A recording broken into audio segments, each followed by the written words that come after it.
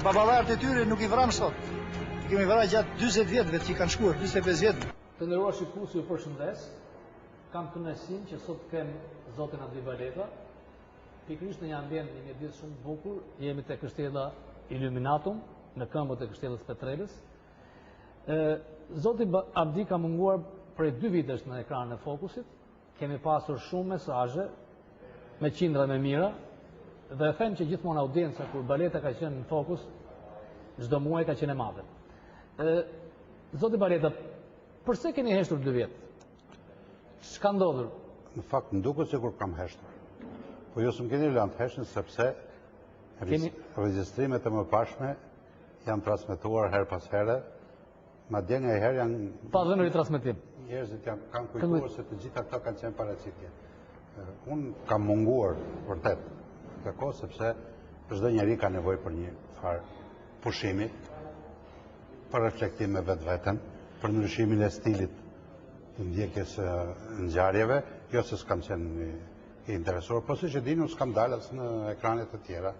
Ja, bashkë kemi komunikuar rregullisht, nuk Kështu që ju falenderoj, është kënaqësi që jam bashkë me ju në studio, përsëri për të rritë një dialog të vjetër. Nuk mund të ri pa bërë pyetjen e parë, ka ridal dhe njëherë në media dhe më vjen mirë që unë e nisa, janë udhatës. A ka ardhur koha që me të vërtet të vihet pika mbi përse ky grek vazhdon të qëndrojnë kryet kishës shqiptare ortodokse? Kjo është një ndër arsyet që jemi sot këtu, sepse unë e kam qytë nuk mund të heshnja për këtë rast, edhe për faktin se për 20 vjetësh jam i angazhuar në trajtimin e këtij problemi, për në mbrojtje të autoqeverisë së kishës tonë, si shumë tjerë. Veç kësaj më duket se janë ca fakte që nuk duhen harruar asnjëherë dhe unë paktën e kam për detyrë ndaj teleshikuesve, ndaj gjithë atyre që na kanë mbështet dhe fundi edhe ndaj vetes time, që të kujtoj ca gjëra që më duket se edhe kur ringjall polemika tash se kur harrohen. Ju në emisionet e përpashme keni thënë që nuk e keni gjetë. Po, unë jam munduar të gjej një intervistën tuaj të një gushtit të 92-shit, dhe unë dyshoj që është zhdukur me qëllim. Është zhdukur me qëllim, apo se gjenë dot se mund të ketë rënë diku në një vend që sa rrin dora atyre që e kërkojnë. Mund t'ja kujtojmë shikuesve çfarë ka thënë Baleta në bisedë televizive të një gushtit? Problemi është këtu që ajo vërtet ka qenë një gjë që duhet kujtuar her pas here, madje kam një farvrejtje edhe për ata persona që kanë shkruar të kohë që e kanë lënë heshtje pikërisht atë intervistë. Ajo nuk ka qenë intervistë e imja. Ajo ka qenë një emision televiziv organizuar nga Televizioni Shtetëror. Drejtor ka qenë zotëri Skënder Rush Papa, që edhe ka pas kujdesin e tij për të bërë ai emision. Kemi qenë 3 të ftuar. Kolegu im deputet Rudolf Marku, po. Ka qenë një semajtët me emrin e të nderuarit të ndjerit Lazar Radi. Po. Ai ka qenë një Lazar Radi i burgosur politik që në rinin e tij të hershme, një njeri intelektual i njohur, që pranoi të ishte bashkë me neve, për fat të keq nuk erdhi një person i 4 që duhet ishte i besimit ortodoks. Nuk erdhi. Nuk e di. Kështu që ne u ndodhëm atje 2 besimit të krishterë katolik dhe një musliman. Ai emision besoj që ka qenë diçka veçantë, sepse është bërë natën e një gushti. Të nesmen do të ishte ceremonia e pronëzimit si kryepeshkop të Janullatës. Dhe për minutat tëra, gati 1 orë, në atë emision është folur pikërisht për atë që nuk kishte të drejtë as pak një grek të frymëzohej si kreu i kishës autoqefale, kombëtare, ortodokse shqiptare. Kështu ka qenë titulli eksakt i kishës autoqefale kur u bë. Dhe në atë rast, unë kisha me vetë edhe një kanonore të miratuar në vitin 1929 nga Kongresi Ortodoksisë, dhe kemi shpjeguar gjërë dhe gjatë kërkesat e nenit 16 të asaj kanonorje, që thotë se kreu i kishës, funksionarët më të lartë kishës, duhet ishin Gjakut shqiptar, me gjak, me gjuhë, 3 breza. dhe me shtetësi. Kishin të 3, dhe jo shtetësi të fituar në përmjet asaj që quhet naturalizim, do me thënë me lutje, por shtetësi të fituar me lindje. Thënë që të kesh lidur nga pritur në shtetas shqiptar. Kjo ka qenë kanunorja e kishës, është miratuar dhe nga patriarkana, dhe këte kanunore nuk ka gjë që mund të lëviz, sepse ka ndjek një proces historik shumë të gjatë. Është fituar me gjak. Është fituar me gjak, është fituar me diplomaci, dhe këtu kanë merit të gjithë, ka mëndërat pa ka merit Fanoli, që i vuri themelet, ka merit Ahmet Zogu, që u bë protagonisti politik, dhe e lujti për këtë kartën, thënë, e pavarësisë së kishës, gjatë deri në fund. Deri në vitin 37, kur përfundimisht patriarkana e Stambollit, që autoriteti më i lartë, shpirtëror, teologjik, dogmë shumë, e miratoj.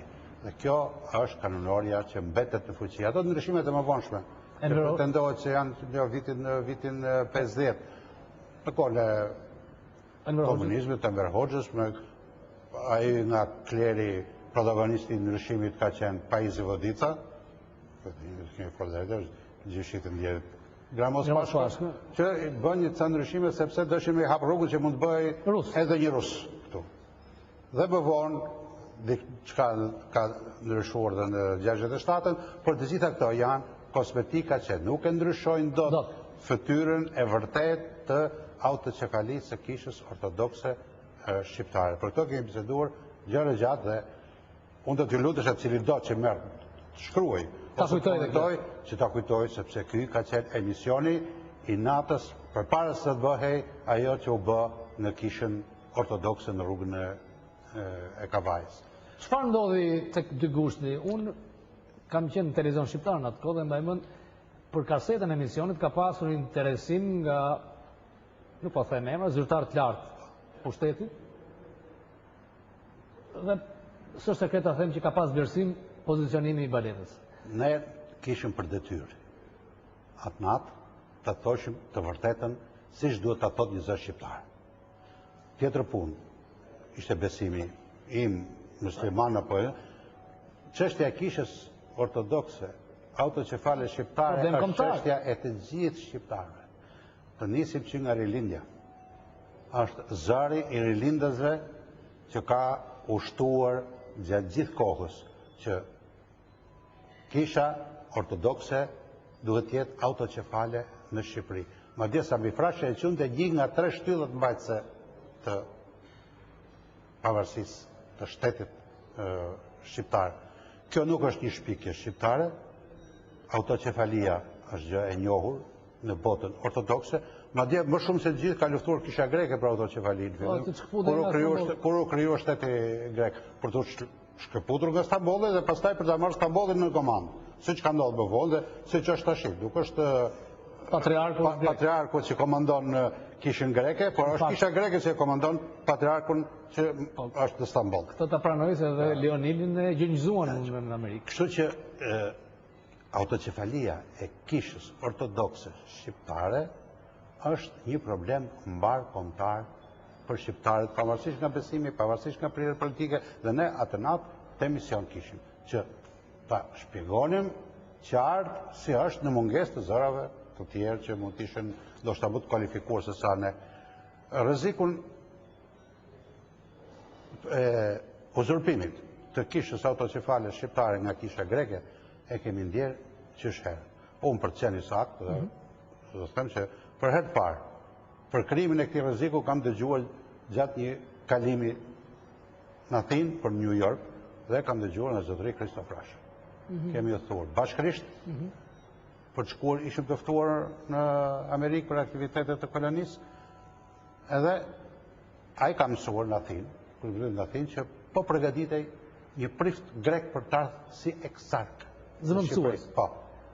Eksark do thotë i dërguar për të ndihmuar, për të jo as vëndësuesi kërkujt, por eksarku është një njeri që një prift që e dërgon kisha patriarkana për të ndihmuar në zgjidhjen e disa problemeve pa asnjë funksion të mirëfillt, sepse kisha ortodokse e ka në doktrinën e saj, në kanunet e saj, që duhet të jetë kombëtare, nuk është si Vatikani, si kisha katolike që është kish universale dhe i komandon në mënyrë centralizuar Papa nga Roma.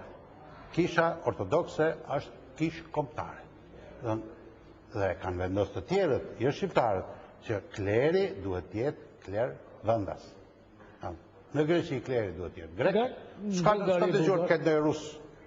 As në Bullgari, as në Serbi. Kleri duhet të jetë grek, rregullore duhet të jenë greke, punët i ka me shtetin grek. Pra, kisha është përfshirë në zbatimin e parimit të kombësisë, që është dhe parimi bazë në ndërtimit të marrëdhënieve ndërkombëtare, se pas shtetit dhe te do të bëshim dhe ne. Për këtë luftuan edhe shqiptarët që kisha tjetë autocefale, sepse duke qenë autocefale, forcohet zbatimi parimit kombësisë, forcohet pavarësia kombëtare, politike, ekonomike edhe të gjitha. Kisha serbe për shembull nuk pranon që ta njohë kishën Maqedonëse. Kisha Maqedonëse lufton për tonë që unë s'kam bëj as me Serbinë ose Bullgarinë, jam kishën vete. E ata slavë janë, një gjuhë kanë, zbatimin e kishës. Kështu që prandaj dhe lufta për pavarësinë e kishës për ortodokse në Shqipëri është luftë për jetë abdekje për pavarësinë kombëtare shqiptare. Dhe i vetmi tani At Nikola që po e mban këtë. Prandaj At Nikola ka bërë një punë shumë. Unë kam dëgjuar një emision që nuk po themi që krahasohet me Fanolin.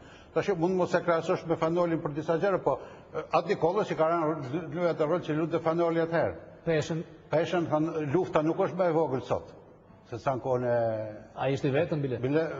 Fanoli këtë veprimtari e bëri në Amerikë fillim, kur pati dhe ndihmën e një kishe tjetër, më të madhe zakë kishës ruse. Kurse At Nikola po e bën këtë luftë për pavarësinë e kishës ortodokse shqiptare i vetëm, në terren shumë më të vështirë se sa në Amerikë, i kërcënuar duke i pas dhe gjithë të tjerët kundër, duke pas kundër të gjitha kishat ortodokse, duke pas kundër pushtetarët të Shqipëri, dhe ne atë kemi për kritikat e pushtetarët. Tash kur vjen puna e pushtetarët, ne mos e vi keq asnjërit, duhet të dimë që ka një zinxhir përgjegjësish për këtë punë. Fillon Ramizalia. Ai e ka hapur rrugën. Ardhes Janullate këtu si egzark, që është në verën e vitit 91.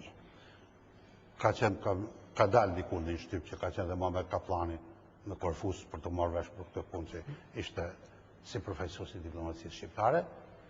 Erdhi egzarku. Mirë se erdhi egzarku, po kjo s'u kënaq me aq. Me flamur grek. Me flamur greke me gjitha dhe i bëri përgatitjet, i shpjegon shumë i Kristofrashoj në... Po, kemi realist.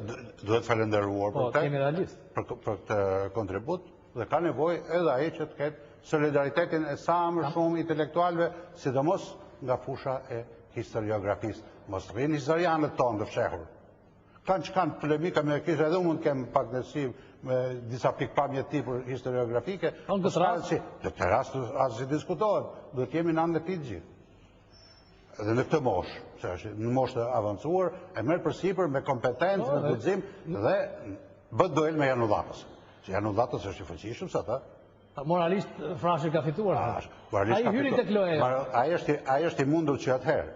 Mirë po, ai ka batalionet e kishës greke, ka batalionet e politikës greke, ka batalionet e propagandës greke, ka batalionet e greko-servilizmit edhe greko-filisë në Shqipëri. Divizionet. Ka gjithë të që e mbështesin. Bas Ramizalis? Bas Ramizali, thënë, beti këtu Janullatësi, u ndryshua, i mbetin ndorë Berishës, që u po president kjo punë, ai dhe etapat e para e kundërshtoj, pastaj bëri një gjithë kompromisi, të rri si egzark, po kjo donte kryer Peshkop.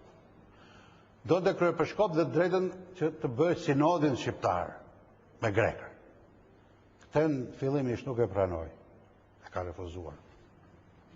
Berisha, si të qoftë, u bë ajo ceremonia e dy gushtit. Famkeqe e dy gushtit. Unë edhe për këtë ceremonia jam ndjenjë mirë. Nuk kam qenë atje, sepse... Se thot ai dikur që ishte një deputet musliman. Ndoshta ka qenë Orhan Butka atëherë. Ne dy kemi qenë deputet musliman. Nuk e di mirë, e ka përmend edhe Kostet Zorgja që me Ron Butë ka shku ke presidenti, po në atë kohë Berisha, atë natë kur kemi dalë në televizion, s'ka qenë fare në Shqipëri, ka qenë në Pulja. Këtë ta garantoj unë, sepse të nesër... Merë të një çmim. Të nesër më ka kërkuar, kam kontaktuar, ka kërkuar që gojnë. Nuk jam deni kur kanë shku këta, aq më mirë që kanë shkuar, edhe tje, por me datën 2, kur është bë ajo ceremonia, unë kam pas atje kolegët e mi ortodoks,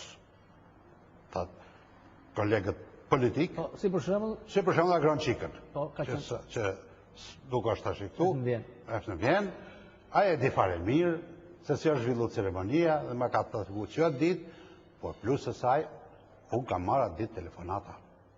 Dhe nuk unë të harroj, duke të kam edhe një letër, shkruar dikun, nuk e gjeta për të apërtu, bet shkritore, një zonjë e besimit ortodoks, me origjinë nga Elbasani, më ka marrë në telefon pastaj dhe me shkrim, dhe më ka thanë, Zoti Baleta, kjo është hataja e zezë. Unë, sot në syt e Janullatës dhe shusë ti nga Greqia, kam parë shkëlqimin e djallit. Për na ikën, kisha jo nga durët. Atje ne nuk e pranuam. Po, regulli ishte. U bërtit Fanoli, dhe me gjitha u tha dhe ajo fjala që thuhet ceremoni fetare, kur një prift dorëzohet para besimtarve, ata i bëhet pyetje. Si është edhe greqisht të thoshin Aksos dhe Anaksos. Aksos dhe çdo më thënë? I pëlqyer, e meriton të tjera, kurse Anaksos do thotë nuk pranon njeri, nuk i meritueshëm, theu mbrapsht atë ditë, jo nga një njeri. Rregulli ka që një besimtar thot Anaksos, ti mbarove. Si e ma për detyrë? Atje i kanë bërtit në korë. Por atje ka pas oficer grek të veshët civile, të armatosur. Në kish? Atje ka pas njerëz të ardhur nga zona minoritetit. Atje ka pas prishtri grek. S'ka qenë mbledhje besimtarve. Atje ka pas edhe besimtarë shqiptarë të manipuluar, të përgatitur me kohë, me nkry alekodhimën. Jo rastisht. Jo rastisht. Nuk e dia ka që edhe teologu Beduli do të kohë. Që Janullatësi kot fletë, sepse ne dim që atëherë, e kemi thënë vazhdimisht dhe në Shqip, që ai nuk është zgjedhur. Janullatësi e kanë nxjerrë fshehurzi nga Deriçka, pra e mrap e kishës, dhe kanë shku të pinë një birrë. Në hotel Tiranë. Kështu që nuk thotë, tani thotë që ne shkuam atje për ta festuar. Jo, si shkoka për të festuar me birrë në Tiranë. Ai do shkonte të bënte në lutje, në gjë, po prej aty pas ka dalë për të festuar që ç'ishte kjo piknik. Koktejma. Koktejl. Atje shkojnë në Tiranë, atje u mlodhen dhe atje e kanë quajtur atë. E kanë legalizuar. Një vit e ca as presidenti atëhershëm Berisha nuk ka thënë se Janullatësi është kryepreshkop, pas një viti e tha dhe ishte tjetër gjë, por Berisha ka shtuar atëherë. Është i përkohshëm. Jam marrë vesh me Janullatësin se është përkohësisht këtu. Dhe Janullatësi është përgjegjë me cinizëm. Që të gjithë përkohshëm jemi në të botë. Do me thënë, edhe ti dhe unë jo, dhe një lloj presioni për do ikin nga bota. Paka shumë për 97. Dhe e vërtet është kjo që më i përkohshëm në postin e presidentit, Doli Berisha në postin e presidentit, se e rrëzuar në Janullatësi ka pas ndikim. Kontributi i madh i Janullatësit. Pa diskutim. Kurse Janullatësi vazhdon edhe sot e kësaj dite. Ka sjellë dhe grekët. Unë për fat keq nuk bore dot një fotografi. Kam një fotografi të kohës kur kam qenë në deputet në Berat. Në atë fotografi jam në mes të një turme besimtarë që dalin nga kisha e Beratit. Flasim për 91-shin apo 91-shin. Kam dhe një qirit lezur në dorë. Fotografi. E ka bërë një fotografi Beratit dhe ai qiriu kishte ardhur nga varri i Fanolit në Boston. E kam asë po unë. Kur isha në Amerikë në po, shkum të varri i Fanolit dhe atje i fika disa qiri që ishim i varri në Nolit dhe jo solla kishës Beratit si deputet që isha dhe një nga këto qiri e ndëzëm dhe më thanë urdhër zoti deputet dalë bashkë me priftin në mes turmës dhe atë ditë në këtë kishën e Beratit unë kam qenë ndihmës i priftit për të kurorëzuar një çift. E bukur. Ke bë dhe kurorëzimin e Shqip. Shqip. Edhe menduam që bukurin të shkoj kjo punë. Ta që na del që një farë ignati Grek. që ca besimtare tonë na qenë ka Arvanitas, Arvanitas teresa ka ardhur nga Greqia. Flet greqisht. Ka për mision e kishës greke. S'është Arvanitas. Mos ai s'është Arvanitas fare, edhe sikur të jetë shqiptar, siç mund të jetë një ai Korçës. Prapë që thotë që është musliman i konvertuar bile. Se në kishës ortodokse autoqefale kombëtare shqiptare është atë Marku. Ai ka mbet. Ai ka mbet, ai po e ka mbet dhe u kam dalë disa herë me të televizor për ta shpjeguar këtë punë. Mund dalë përsëri, po Jo, dhe sa të kemi frymë. vazhdimisht duhet ta mbështesit të gjithë besimtarët ortodoks, të gjithë shqiptarët, me të gjitha mënyrët, moralisht edhe materialisht.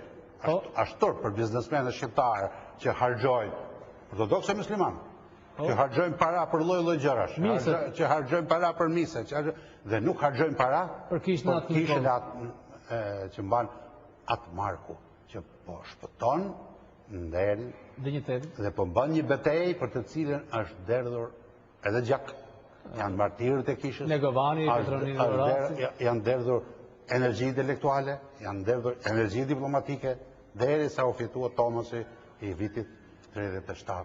Atë duhet ta mbështesin që të gjithë. Turpin rast para është për mekanizma shtetërore që nuk gjejnë mënyrat se si ta ndihmojnë apo jo të shkojnë edhe gjykatat tona t'i bjen qafat Markut. Gjykatat tona nuk zbatojnë dot vendimin për të dhënë për t'i kthyer pronat. I ka usurpuar në Llatosin përbet pronat e shtetit tonë. Pra, kjo është një betejë shumë e madhe dhe unë tash mund të them pa nguruar që për fat të keq lufta për pavarësinë e Shqipërisë po kthehet në një etapë që dhe që unë pak të ka përcyer. Dhe më thanë, shqiptarët ende nuk e kanë quar deri në fundin logjik luftën për pavarësinë e tyre, sepse lufta për pavarësinë e kishës ortodokse autoqefale është luftë për ne na kanë rënuar një nga shtyllat.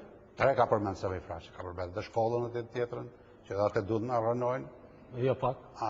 Po kur rënohet kjo shtyllë, është rrezik pavarësia. Se kështu fillon. Një herë të merr këtë, një herë të merr atë, që për fat keq sot nuk mund të themi se ajo që quhet kish, që pranohet zyrtarisht për kish autoqefale shqiptare, po që komandohet nga një grek, në sinodi grek, me akuzë për oficerë e Ashtë autoqefale shqiptare. Kishën autoqefale. Unë jam dakord me Nicola Panon nga Amerikë, ka është problemit. Kisha duhet të jetë autoqefale, duhet bëhet autoqefale shqiptare. Se kemi. Nuk e di pse zoti Godo ende thotë unë dyshoj që është. Por zotëri çfarë prove merr që është shqiptar. Çfarë prove do më? Ajo është sigurisht e shkeli anullata si këtu. Kishte marrë funde, nësishte më kishte, është seksion i kishës greke. Dhe keqen e saj, ne do ta shohim më vonë, akoma. Edhe kur të mos jetë anullatësi, se ai vetë ka thënë që është i përkohshëm në këtë botë, sikur se gjithë të tjerët. Dhe një ditë do ta lërë këtë botë, do ta lërë, po do na lërë do na lërë mbrapa. Kishën që na la në qendër Tiranës, mos do të bëjnë ndonjë vend për shëjtërimin e anullatësit, që ta kemi edhe për dekadat tjera, edhe për shekuj të tjerë. Si i gjurëm të... Kështu që për ne Kristof Rashi ka dhënë një kontribut në këtë rast që thënë doli. Kishën autoqefale shqiptare janë bërë edhe plot punë tjera. Kemi shkruar shumë artikuj në gazetat ndryshme. Pastaj nuk duhet harruar veprimtaria që ka bërë Komiteti për mbrojtjen e autoqefalisë. Që në vitin 92-93 u kriju Komiteti për mbrojtjen e autoqefalisë me krye Petrit Bidoshin. Çfarë bëjnë tani? Tashi nuk ndjehet ky komitet, por përsëri Kristof Rashi në shkrimet që përgjigjet shumë të sakta dhe dërmuese që i ka dhënë anullatësit janë nxjerrë si fakt. Janë nxjerrë si fakt. I numëron dhe kush janë ata që kanë firmosur, Se Janullat se ka akuzuar që këto puni bën muslimanët dhe thotë jo, ja kush është lista e komitetit. Në të vërtet, edhe unë kam qenë në mbledhjen e komitetit, Pallatin e Kulturës. Si shqiptar? Si shqiptar, si deputet që bëjnë, po nuk kam qenë në atë listën e Kryesia e këta. as kryesia s'është, po ne kemi për detyrë të gjithë. Pastaj ç'është kjo? Tani më vjen keq kur i jepet Janullatësit dekorat për kontributin në tolerancën fetare shqiptare. Kjo Ai është i paligjshëm. mbas pasi edhe Berisha u pajtua me këtë.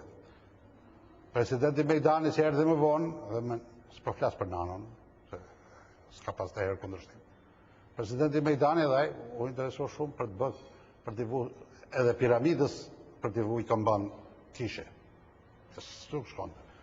Për fat të keq dhe presidenti tjetër që erdhi pas atij, Mojsiu, ka nejt 2 orë në meshën e Janullatësit, kur festohej 10 vjetori i hypjes në front të Janullatësit. Simbolikisht është. Tashi, nuk shpëtuan dot nga këto fatkeqësi, edhe presidenti i tanishëm na i dekoroi.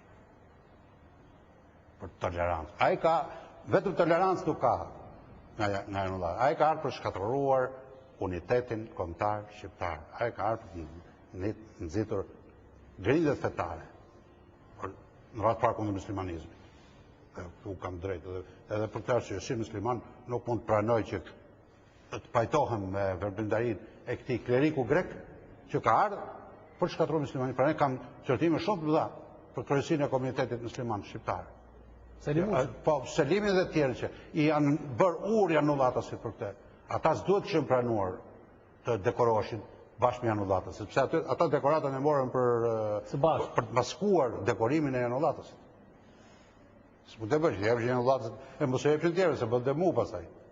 Kështu që pranuar edhe prifti katolik, edhe Selim Muça dhe babaj, madje ato e pranuar që ditën e Pashkëve.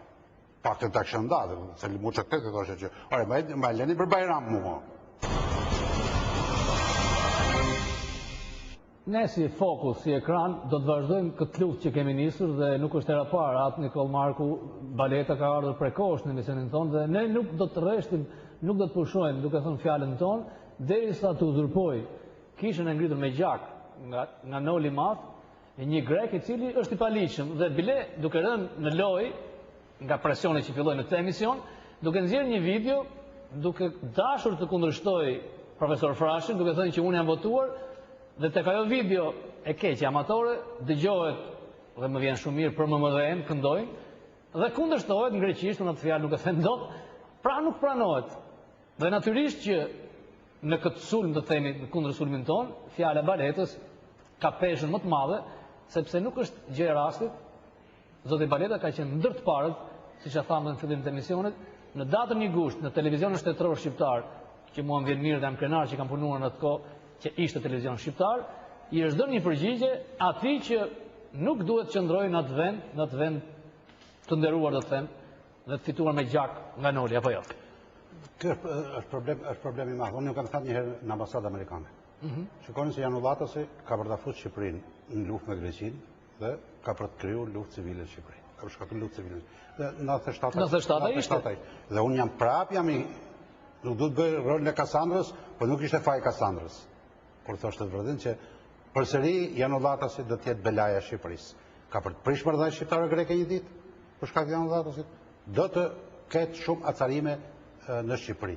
Prandaj e ndjej veten shumë liksht kur mendoj që ai ka marrë një dekorat, e ndjej veten liksht kur kryetarët e 3 feve tjera i kanë shërbyer për mburoj, nuk janë kryetarët dhe klerikët të në Shqipëri që i bëjnë tolerancën.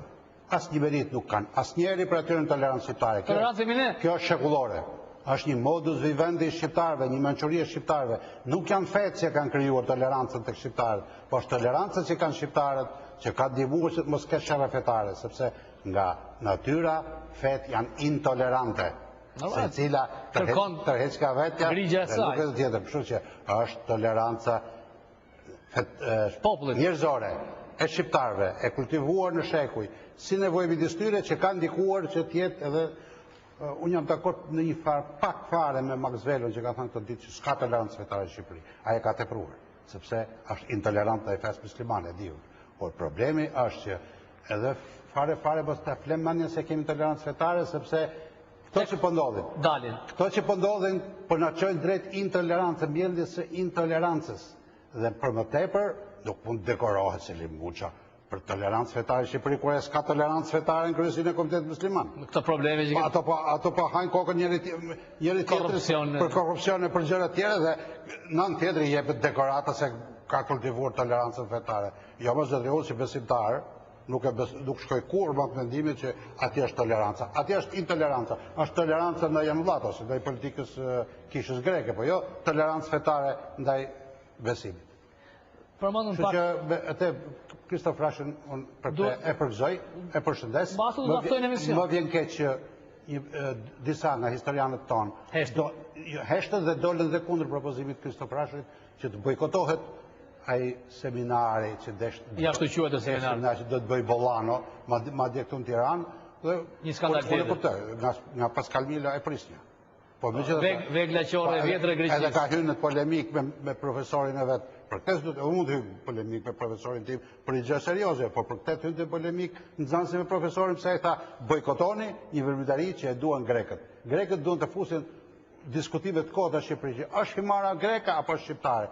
Çfarë kanë historianët tonë, intelektualët tonë, shkojnë bëjnë diskutime të tilla kur ato janë qartë himara është shqiptare. Ka qenë do të bëhet. Ka grek himar. Ka greqisht folës, disa pjesë për arsye të tij. Gjithë kanë listë folës në Tiranë. Gjithë emigrantët që kemi në Greqi do të na kthejnë informacion në greqisht folës, Janë kthyer. Ato nuk po do të bëhen grek. Po janë grek.